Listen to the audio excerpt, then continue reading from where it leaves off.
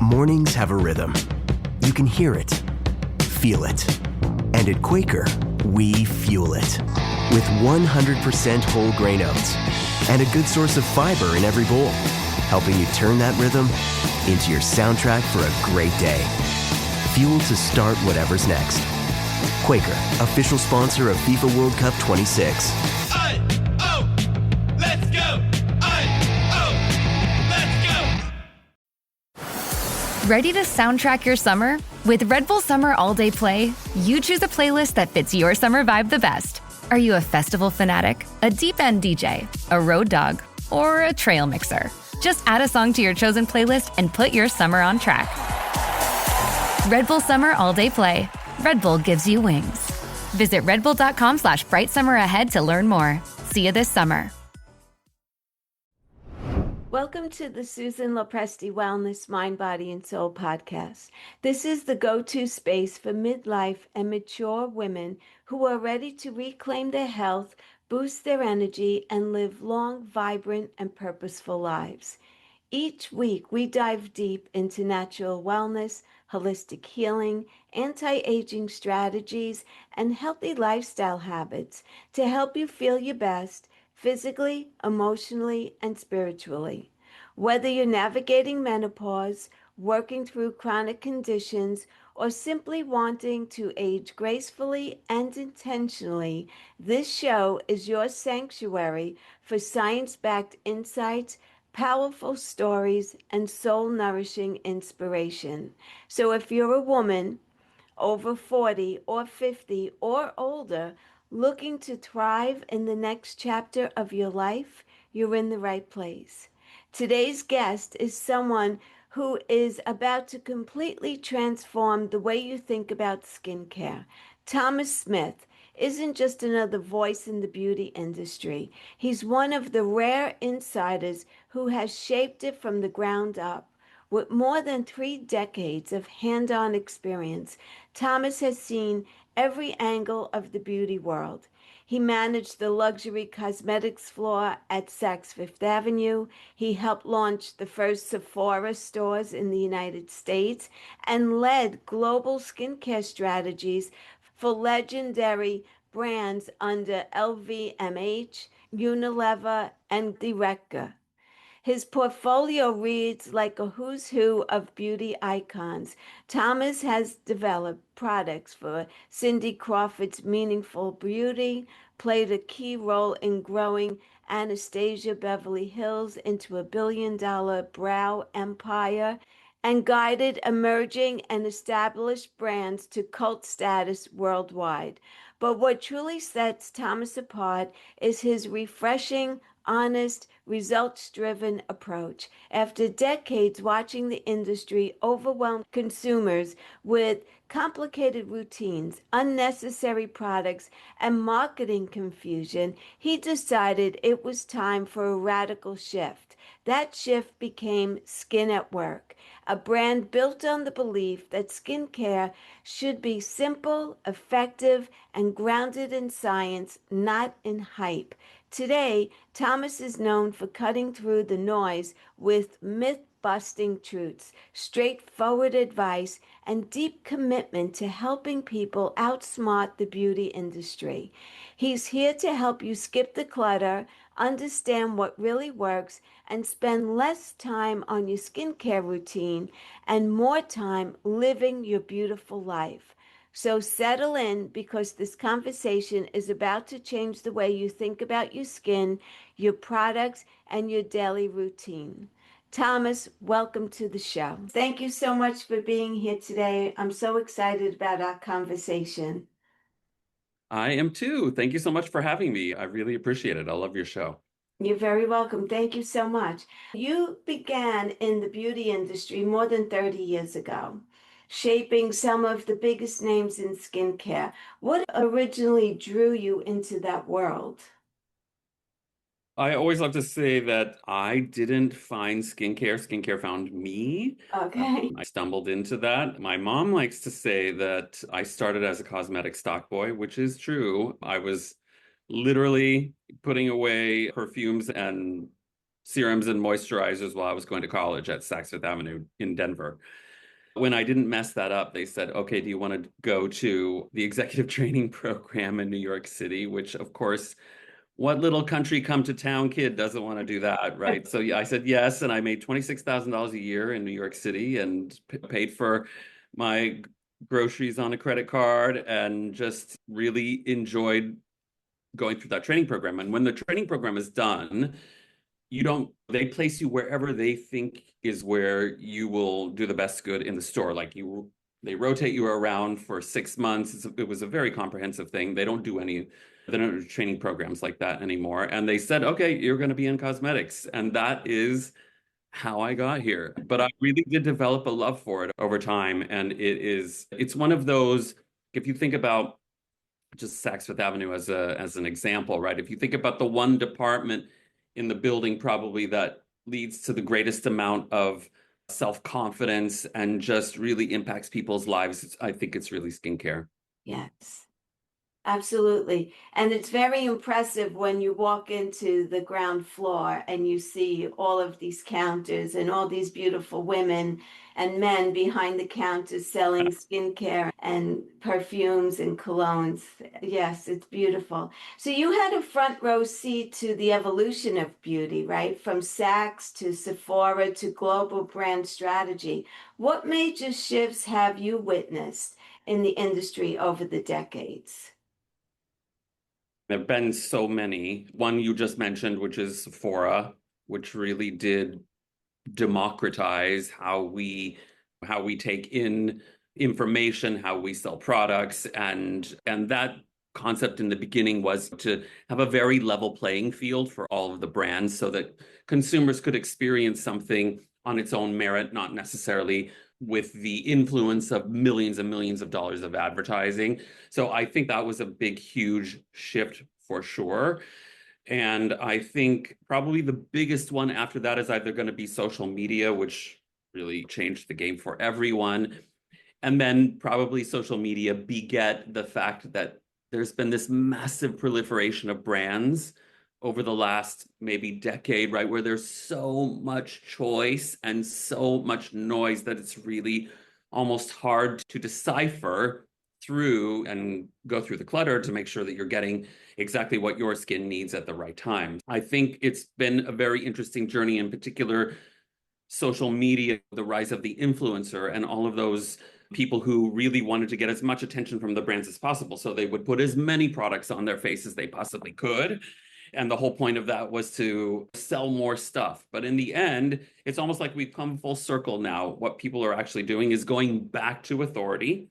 They're going back to their dermatologist. They're going back to the counter because they've been inundated with so much stuff and almost like G-forces on their face, so many products that they really need to bring it back down again and figure out from an expert what is right for them. Yeah, I was recently in Sephora and I was walking around and so many brands that I never heard of before are in there, and it is overwhelming. What do most consumers not realize about how products are created, marketed, and sold? I guess probably the number one little secret is That we're letting out today. is probably that I'm going to make a broad sweeping generalization, right? But typically more money goes into the packaging than goes into the goop. And in the industry, we call the juice that's inside the goop. And that is because people need curb appeal. They want to make sure that you feel aspirational about their product.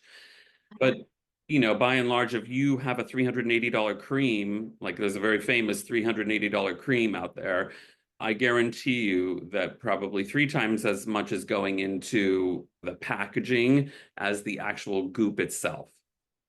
And that's what we've endeavored to change here at Skin at Work, only because I know the formulas. And of course, there are countless important jobs that go into the making of a product, the marketing of a product. And so I'm not here to say that not all of those things are super important and that we don't want to lose jobs, of course. But what we do want to do is give the power back to the consumer with regard to what he or she is actually putting on their face. And so we make our packaging just pretty enough so that you're not like embarrassed to have it on your counter. But really the point is we want to take the majority of that money that goes into pretty packaging and we want to put it into the goop so that you actually, wouldn't you want to pay for the goop? Yes. The glass in the package or in the plastic rather. So that's our mantra and our philosophy. Yes. If you had to eliminate 80% of what's on the average bathroom shelf, what would you remove first and why? Oh, wow. So I would say probably number one would be a toner. So back in the day, back when I started in cosmetics, a lot of the formulas were not pH balanced. And so you needed a toner to balance your skin first. And of course, toners do have a lot of other functions. I don't want to knock every single toner out there, but by and large, the primary function of a toner is to balance your pH. And really, unless you are putting a lot of acids on your face or very aggressive products, you shouldn't necessarily need that now because almost everything is pH balanced. Number two is, and I know this is provocative, is I don't think you need an eye cream if you are using high enough powered skincare, or unless if you really love the ceremony of putting all the steps on, I say more power to you, right? But I don't think you're getting incremental benefit from an eye cream if your skincare is as powerful as ours is, or if you're using somebody else's skincare that's super powerful. And there's a couple of reasons for that. The first is most regimens tell you to put the eye cream on last. And so if you are a person who has a very complicated routine, by that time you've put on a serum, if you've done toner, serum, moisturizer, a lot of these different things, you basically built up layers of efficacy on your face. And so the last thing that you put on your skin will be the least efficacious thing that you put on your skin because it has to push through all of these other things. And depending on how thick they were, and depending on how many garbage fillers are in those products just to make it feel nice, not necessarily efficacious things, it's likely that the penetration level of the eye cream is very little.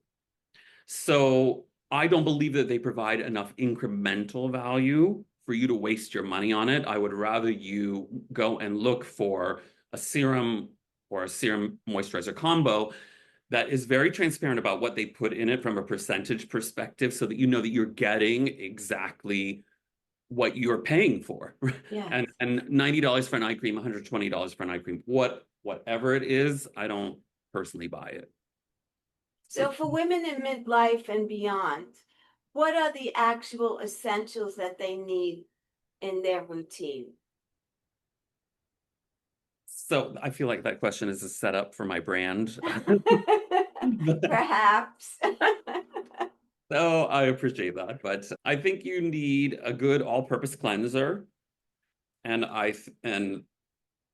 philosophy on that is that I personally have no patience or time to do a lot of weekly treatments and exfoliators. Like I always have the best intentions for a self-care Sunday, but I never get around to it because I'm just too darn busy. And then I get to Monday and I go, oh, rats, I didn't exfoliate this week. So we created a cleanser that covers that full gamut for you.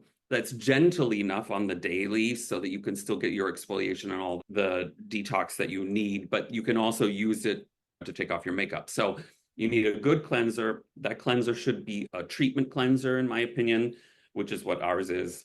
What do you mean by a treatment cleanser? So ours does multiple things, and it just depends on how long you leave it on. So what I recommend is that 6 days a week, you use it like a regular cleanser. You take off your makeup, you take off the day, your SPF, etc. But once a week, you leave it on for about 5 minutes. And because the surfactants or the cleansers in it are so gentle, it's not going to dry you out to do that. But it has gentle PHA exfoliators in there, polyhydroxy acids.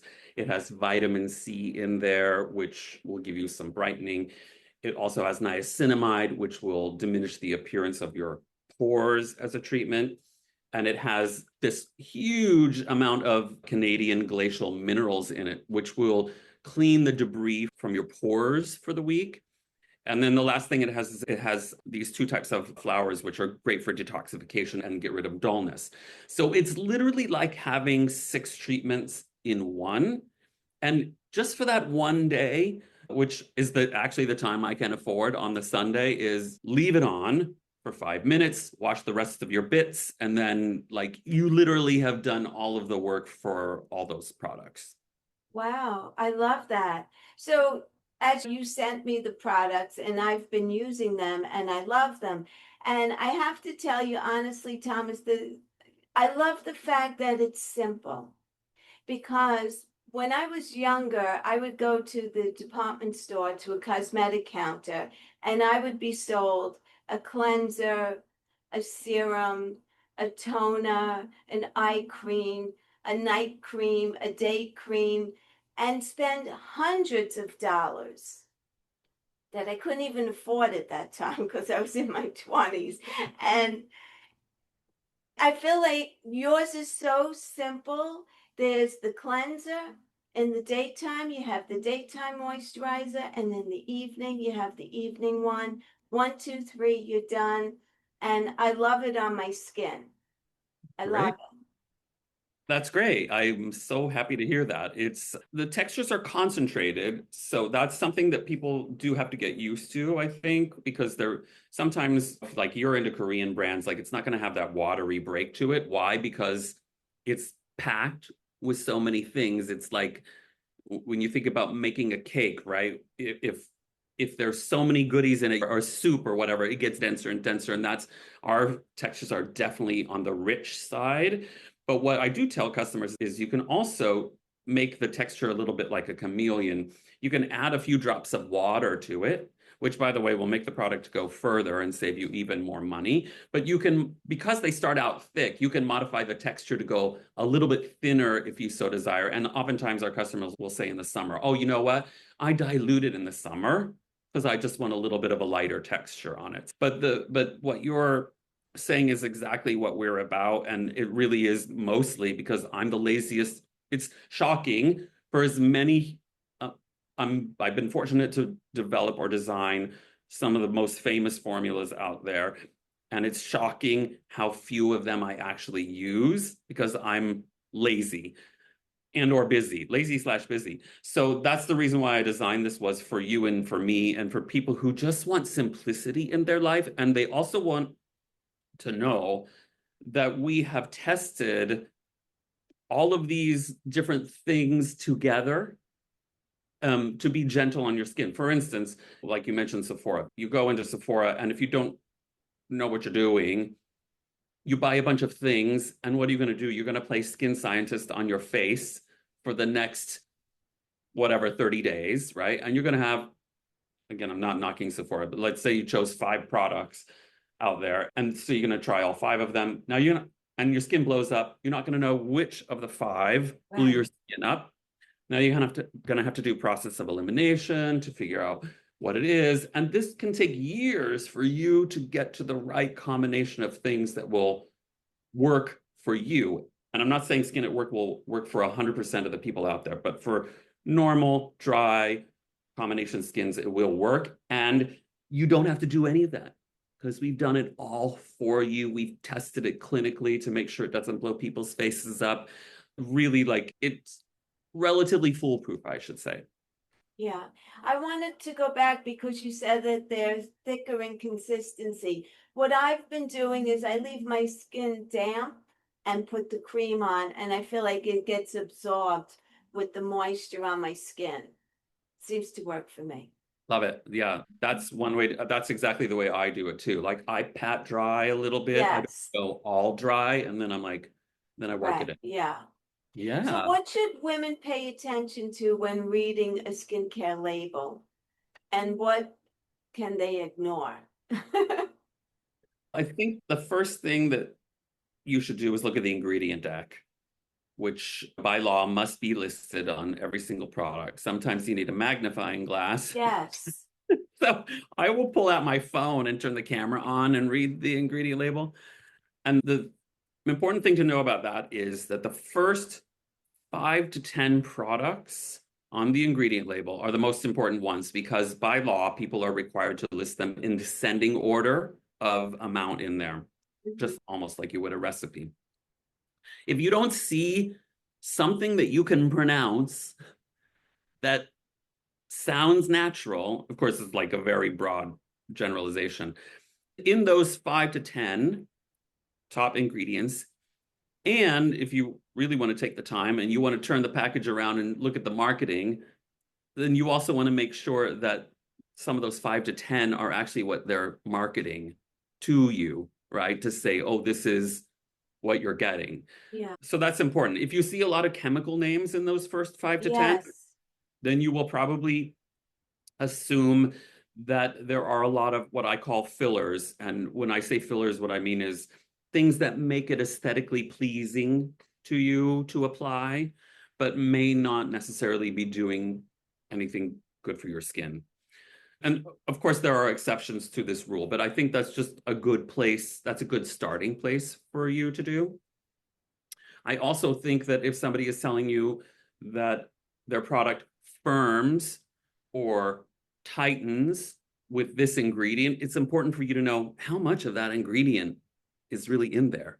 Or is it stuck at the bottom of the ingredient declaration? And what we crafty marketers call when we do that is we say, oh, that's a deck claim, meaning it's on the ingredient deck, but it's not doing anything necessarily. We're just saying, oh, with peptides. When people say with peptides, that means somebody has sprinkled some peptides in there, but they're probably not doing anything for you. So what you would look for is, clinically proven to increase firmness by X% with peptides. That's what you're looking for, because that means that it's just not some piggly amount in there. So what makes Skin at Work different from the typical crowded beauty brands? I'd say the first thing we mentioned, which is just simplicity, right? Yes. Simplicity, speed, and ease. Yes. I want you to get out of your bathroom and into your life as possible. That's what I want for me too. Just the lack of confusion, I think, is huge for us. Yes. I love that. I always tell people, people say, what's your party trick? And I would say my party trick is that when everybody finds out I work in skincare, like it's the only thing anybody wants to talk about. So I always design a regimen for them. But I did that for so many years, and then they would always text me and call me like 2 weeks later and say, oh, I saw this. Can I put that into here? Or I forgot what you told me about this and blah, blah, blah. And after a while, I was like, there's got to be a better way. So that's why the simplicity, lack of confusion, and really, I would say the other pillar is to be efficacious, as efficacious as possible. And for many years when I was working for a lot of bigger corporations, I would try to do these really big hypertasking SKUs. And when we get to the final review, always the CFO would be like, who approved that cost? That's way too expensive. Well, we just can't do that. And that always gave me dissonance. I was like, you know what? If I ever do this again, I'm going to give customers exactly what they need to have the best skin possible. So that's the other pillar. Yeah, I love that. What's your philosophy on aging gracefully versus anti-aging promises? That's such a good question. I think you're going to see a shift with regard to longevity going forward. And I think that's going to be obviously a big buzzword as we continue to age, because aging is so multifaceted now. And I think while we do show before and afters of our product, it's not meant to make anyone feel bad. It's just meant to say, hey, you can look your best if you have these types of conditions, and this is how we will solve them. But I think really it's what you stand for with regard to your podcast, which is all of the aging from the inside out, right? Yeah. Which is, and I know people when I tell people this, they're always like, oh, that's like such an obvious, like that's Captain Obvious. And I'm like, yeah, it is Captain Obvious. It's all the basic things. You know, what you put in your body shows on what your body looks like on the outside. So it can't be garbage in, amazing out. It's going to be garbage in, garbage out, as they like to say. You've got to make sure that you are reducing stress, which is something that Dr. Murad always told me. He would say to me, Thomas, you can put a cream on your face. He's like, if you are super stressed, it's not going to do that much good. So really, it's this holistic look to me about longevity and what that looks like, and making sure that our hormones are balanced. And there's a ton of podcasts out there, and I'm sure yours have many topics as well that can cover that. Yes, absolutely.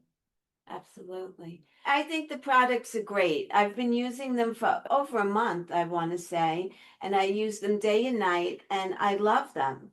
And I do see, not that I'm proud of it, I'm actually embarrassed, but I smoked cigarettes for many years. I quit 33 years ago, but the damage around my mouth, I believe, is from cigarette smoking, always like that. And the lines do look less intense than they used to. Ah, that's great. Yes. Oh, I'm so happy to hear that. I was never a smoker myself, but I have to tell you, if I had a drink in my hand now, I miss the smell of smoke. You don't see too many people smoking any longer. Unless you go to Europe, and then I'm always shocked. Yes. Oh, wow, there's people smoking here. Yes, absolutely. Were you a Studio 54 gal in New York City? I've been there several times. Yes, I was there. My girlfriend, who for 20 years she was my best friend, she would tell me of all the New York stories, and they were what a time, right? Yes. I'd love to go back to those times just for a couple of days. Just for a visit, just for a visit. That's it. Absolutely. Thomas, anything you'd like to leave my audience with? And also where we could find your products? Sure, yes. So we are sold on Amazon.com, as well as our own website, which is skinatwork.com. On Skin at Work, we sell, like, for instance, I sent you all 3 products. So we bundle those up and give you a discount, versus with Amazon, you just buy them straight up. It just depends on what people like. If you want it right now and you also want the ease of returning, then Amazon is probably the place to go. Otherwise, you'll get a better value with us.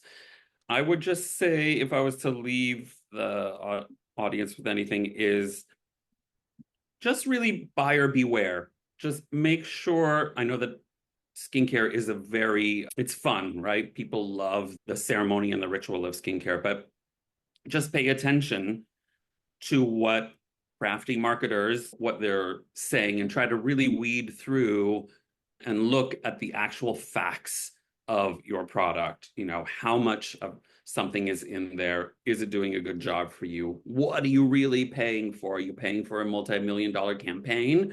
Or are you actually paying for results on your skin? I think that's the key. Excellent. Thank you. You're not in any department stores. Do you see yourself ever being in a department store with this brand? Probably eventually, but it's just so much work and so much money. So I would say for us, we're going to build up our brand online first. Yeah.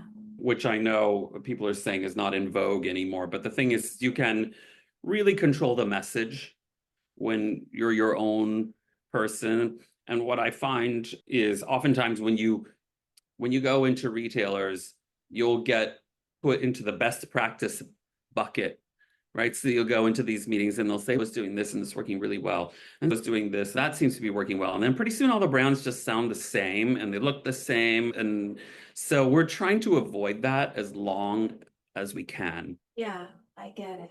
I get it. Well, I wish you the best of luck, because I think the brand is excellent. I love it. And I will definitely buy it when I run out. And the other thing I do want to say is that a little goes a long way.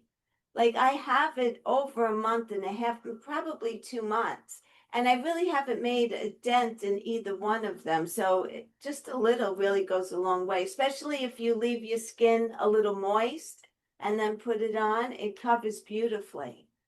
Your skin looks great. I'm sure you've done all of the right things over the years. You look terrific, but I'm happy to hear that you're loving the products. That's why we get up every day and throw the covers off. So we want you. Thank you, Thomas. I love it. You were a great guest, and I love your energy, and I wish you the best of luck with everything. Thank you for your kindness. I really appreciate it. You're welcome. Thank you so much for joining us for this eye-opening conversation with Thomas Smith. I hope you're walking away feeling clearer, more confident, and ready to simplify your skincare routine in a way that truly supports your well-being. Thomas has given us something so many women have been craving: straight talk, real education, and permission to let go of the overwhelm. His message is a powerful reminder that skincare doesn't have to be complicated, expensive, or filled with endless steps. What matters is choosing products that work, understanding what your skin actually needs, and remembering that age is beautiful and a natural part of our journey. If you want to learn more about Thomas or explore his mission behind Skin at Work, be sure to check out the links in the show notes. As always, thank you for tuning in to the Susan Lopresti Wellness Mind, Body, and Soul podcast. If this episode inspired you, please share it with a friend, leave a review, or subscribe so you never miss a moment of wisdom and wellness. Until the next time, take good care of yourself, your mind, your body, and your soul. And remember, simplicity is powerful, and you deserve to feel radiant at every age.